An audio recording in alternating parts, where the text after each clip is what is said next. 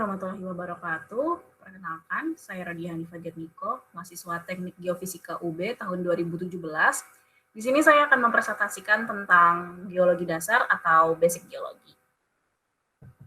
Yang pertama, pendahuluan, yaitu kata geologi berasal dari dua kata, yaitu dari bahasa Yunani.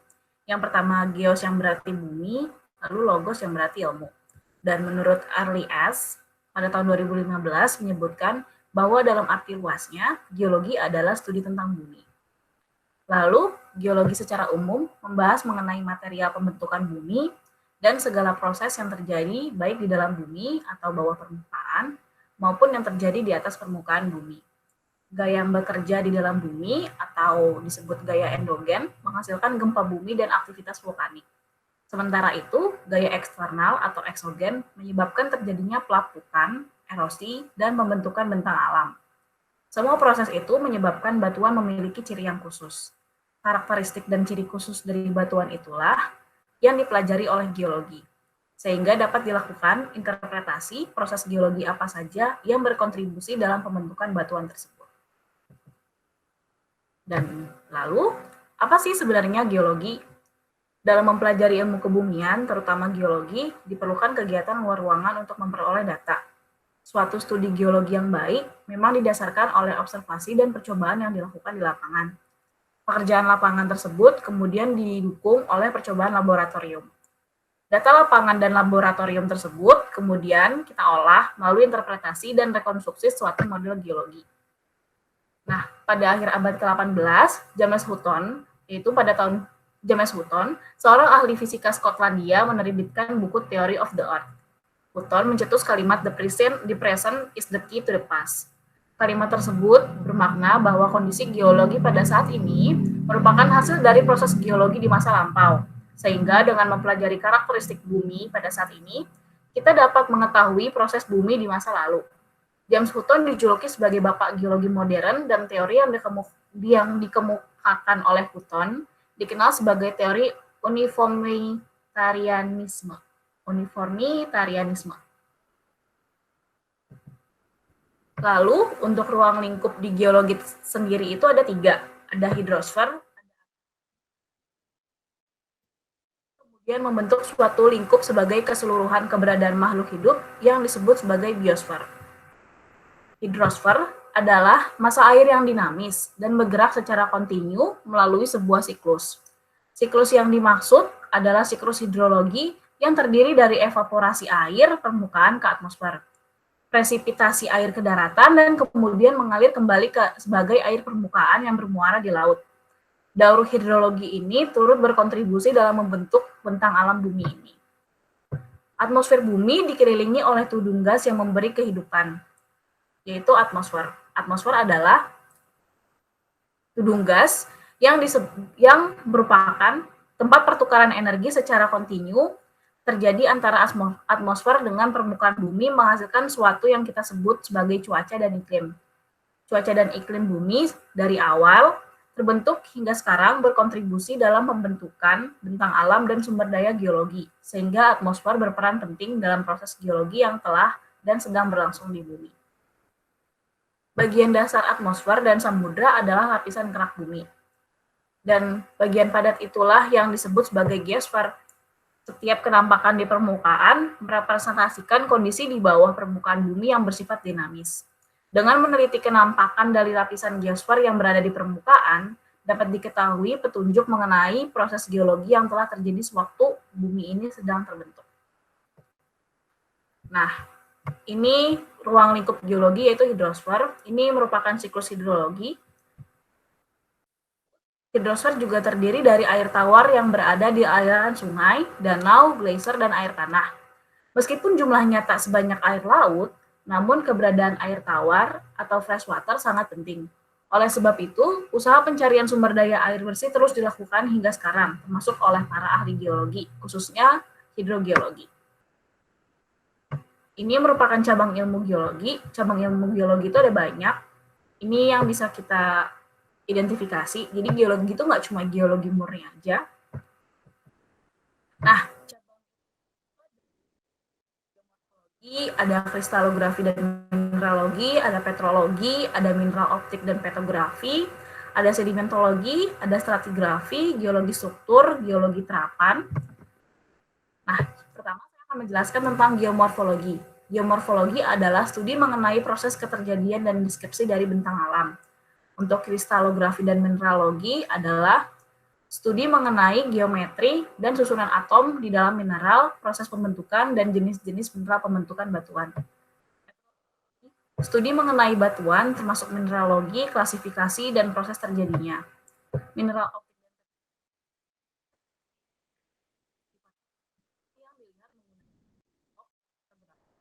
klasifikasi batuan berdasarkan sifat optik mineral pembentuknya. Paleontologi itu studi mengenai kehidupan purba atau fosil termasuk paleooptani, paleontologi vertebrata, serta invertebrata. Mikropaleontologi dan studi spora dan polen proba, paleontologi. Sedimentologi itu studi mengenai faktor lingkungan yang mengontrol pembentukan sedimen dan bantuan sedimen termasuk perkembangan dan mode pengendapannya. Stratigrafi, studi mengenai perlapisan batuan yang menekankan pada hubungan terhadap waktu kejadiannya. Geologi struktur, studi mengenai manifestasi atau struktur yang terlihat pada permukaan bumi sebagai produk dari kegiatan tektonik. Struktur tersebut disebut dengan struktur geologi, di mana contohnya itu adalah lipatan dan kekar. Ilmu yang mempelajari struktur geologi secara lebih komprehensif dan menyeluruh dari berbagai aspek disebut sebagai ilmu tektonika.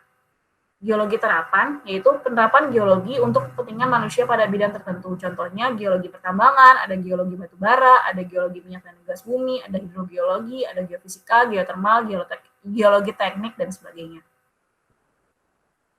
Selanjutnya, untuk interior bumi, struktur dalam bumi berdasarkan komposisinya itu dibagi menjadi 3. Yang pertama ada inti bumi, ada mantel, ada kerak bumi, di mana kerak bumi itu dibagi menjadi 2, yaitu kerak benua dan kerak samudra. Berdasarkan perbedaan komposisinya atau berdasarkan massa jenisnya, bumi terbagi menjadi 3 lapisan besar, yaitu kerak, mantel, dan inti bumi. Setiap lapisan tersebut memiliki sifat fisik yang berlainan. Perbedaan sifat fisik tersebut digunakan untuk menentukan zona-zona tertentu pada setiap lapisan bumi. Sifat fisik yang digunakan untuk pembagian zona antara lain apakah padat atau cair dan seberapa lemah atau kuat lapisan tersebut. Susunan interior bumi ini diketahui berdasarkan informasi seismologi. Berdasarkan penelitian H. Jeffreys dan K. E. Bullen yang mengacu pada penyelidikan E. Wishart, dengan menggunakan cepat lambat gelombang P dan S dapat ditentukan pembagian lapisan-lapisan atau interior bumi. Struktur dalam bumi dibedakan secara komposisi dan reologi. Nah, ini interior bumi berdasarkan kajian reologi ada 3. Lapisan padat dalam mantel yang memiliki kekuatan relatif tinggi dinamakan mesosfer atau lapisan menengah, intermediate atau middle sphere. Lapisan ini terletak antara batas inti dan mantel, kedalaman yaitu 2.883 km hingga kedalaman 350 km. Astenosfer, lapisan mantel bagian atas pada kedalaman antara 350 km sampai 100 km di bawah permukaan bumi. Lapisan ini merupakan lapisan lemah, di mana keseimbangan suhu dan tekanan di sini sedemikian rupa sehingga menjadikan materialnya dalam keadaan mendekati titik leburnya. Para ahli geologi menyatakan bahwa batuan di mesosfer itu dan astenosfer mempunyai komposisi yang sama. Perbedaan satu-satunya hanyalah pada sifat fisiknya yaitu kekuatan. Lalu litosfer yang terakhir, terletak di atas astenosfer, lapisan setebal 100 km dari permukaan bumi ini merupakan lapisan yang batunya lebih dingin, lebih kuat, dan lebih kaku atau rigid dibandingkan astenosfer yang plastis. Lapisan terluar yang keras ini meliputi mantel bagian atas dan seluruh kerak bumi.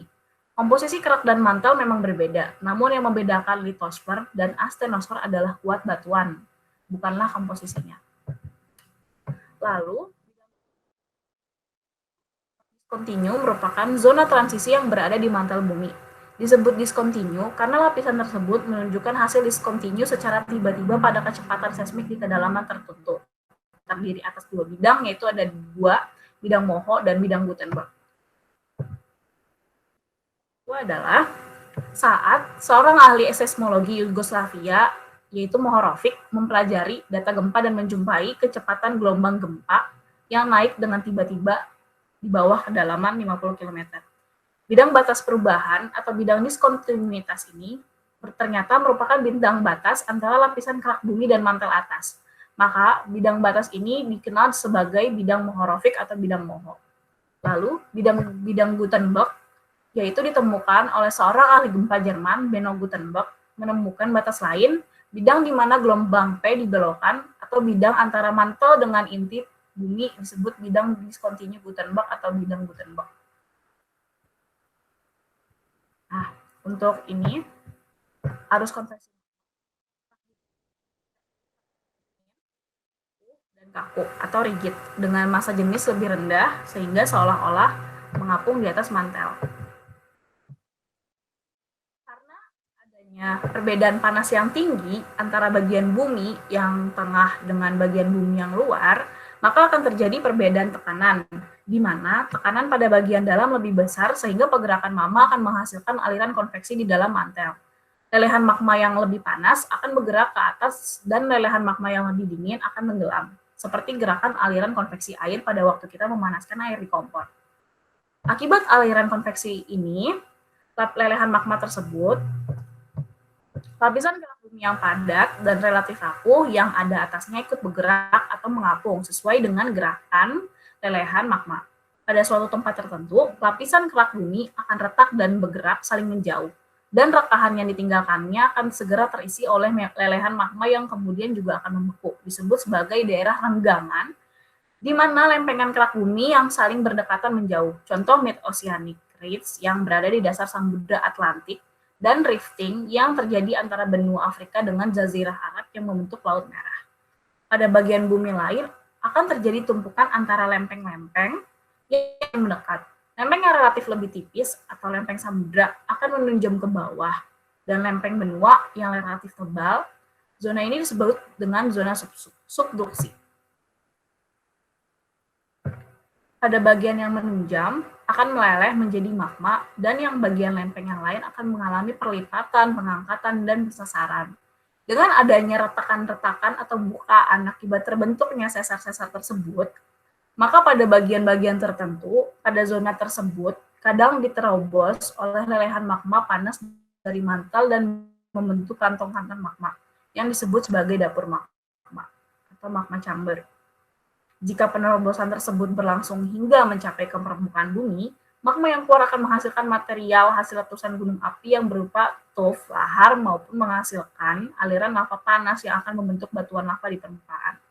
Magma yang tidak mencapai permukaan akan membeku di dalam bumi membentuk bermacam-macam jenis batuan beku.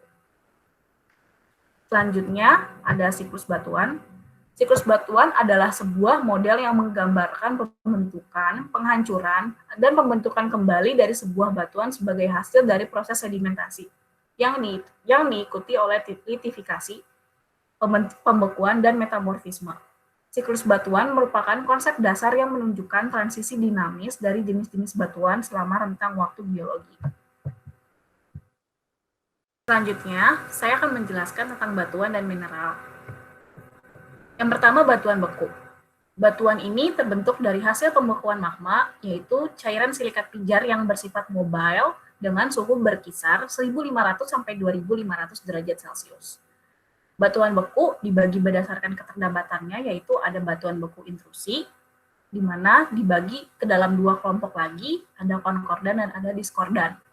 Dan lalu ada batuan beku ekstrusi, di mana batuan beku intrusi adalah batuan beku yang berasal dari pembekuan magma di dalam bumi, disebut juga sebagai batuan beku plutonik, dan batuan beku ekstrusi adalah batuan beku yang berasal dari pembekuan magma di permukaan bumi, disebut juga sebagai batuan vulkanik.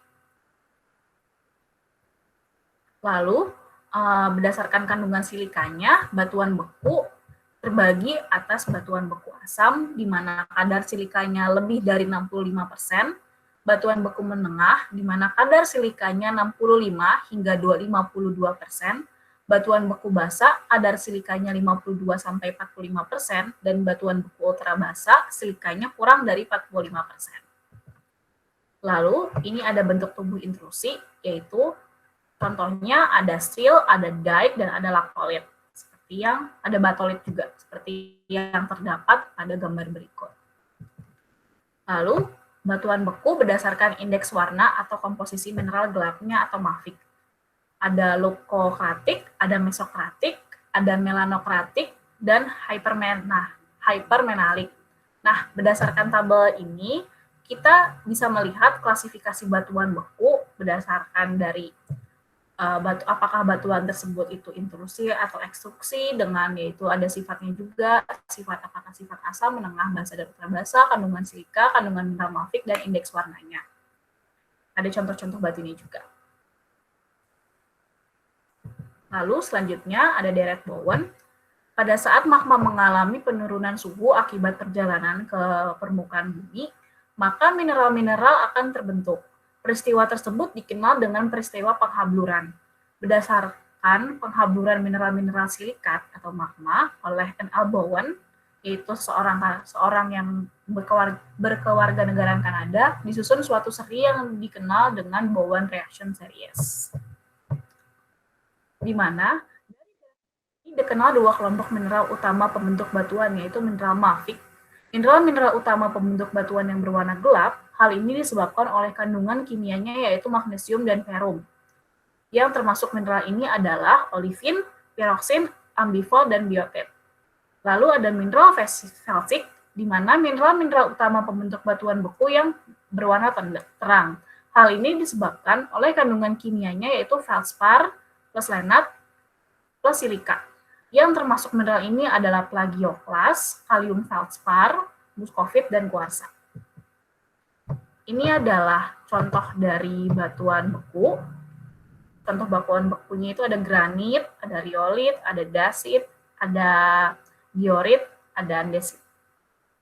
Bisa dilihat juga di tabel berikut ini, ada batuan beku itu diklasifikasinya berdasarkan apakah batuan beku tersebut itu intrusi ataupun ekstrusi.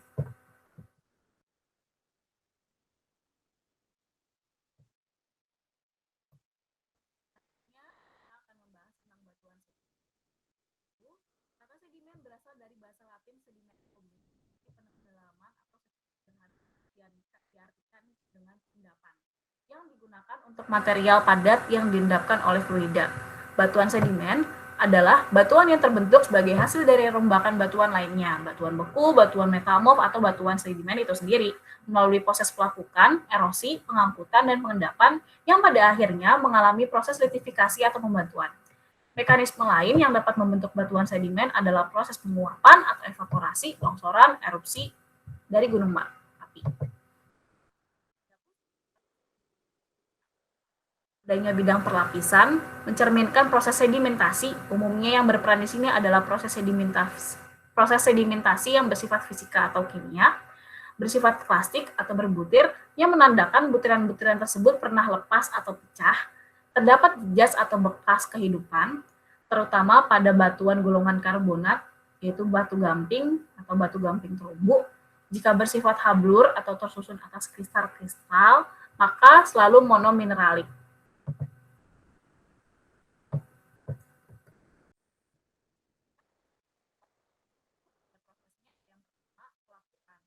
Pelapukan dapat dibagi menjadi 3, yaitu pelapukan fisika, kimia, biologi. Pelapukan atau weathering merupakan proses perusakan batuan pada kulit bumi karena pengaruh cuaca, yaitu suhu, curah hujan, kelembapan, dan angin. Karena itu pelapukan adalah penghancuran batuan dari bentuk gumpalan dan butiran yang lebih kecil bahkan menjadi hancur atau larut dalam air. Selanjutnya erosi, yaitu pengkikisan dan perubahan bentuk batuan, tanah, atau lumpur yang disebabkan oleh kekuatan air, angin, es, dan pengaruh gaya berat dan organisme hidup lainnya. Erosi tidak sama dengan pelapukan, yang mana merupakan proses penghancuran mineral batuan dengan proses kimiawi maupun fisik atau gabungan keduanya. Nah, transportasi. Transportasi adalah pengangkutan suatu material atau partikel dari suatu tempat ke tempat lain oleh suatu gerakan media atau aliran arus hingga media dan material terhenti atau terendahkan. Media transportasi antara lain ada gravitasi, air, es, dan udara. Nah, gerakan fluida untuk transportasi itu dibagi ke dalam 2 cara yang berbeda, yaitu adalah aliran laminar dan aliran turbulen.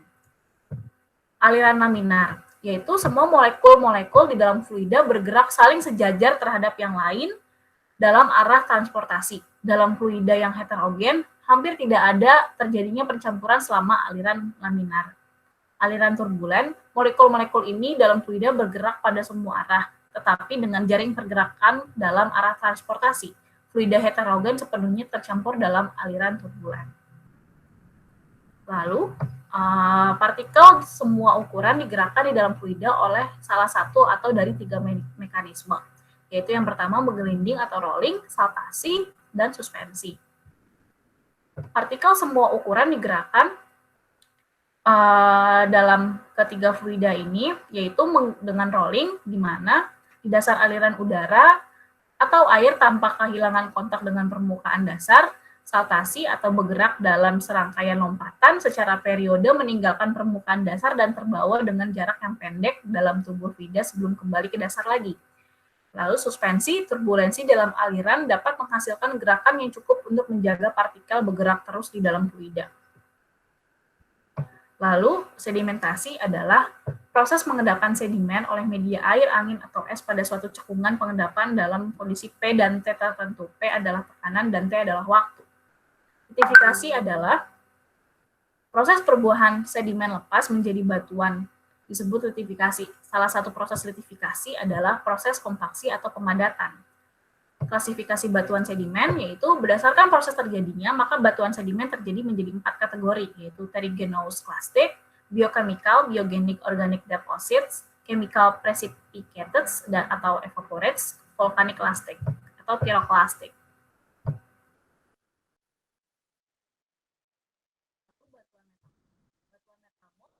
Batuan yang berasal dari batuan lain yang sebagai induk seperti batuan beku dan batuan sedimen.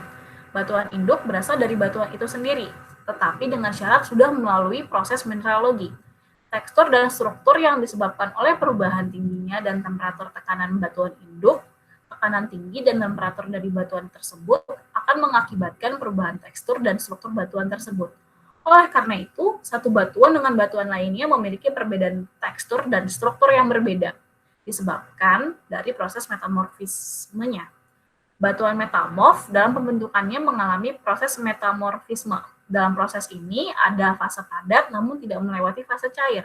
Temperatur yang dibutuhkan sekitar 200 derajat Celcius sampai 6.500 derajat Celcius. Tanpa adanya proses metamorfisme, batuan tidak bisa terbentuk.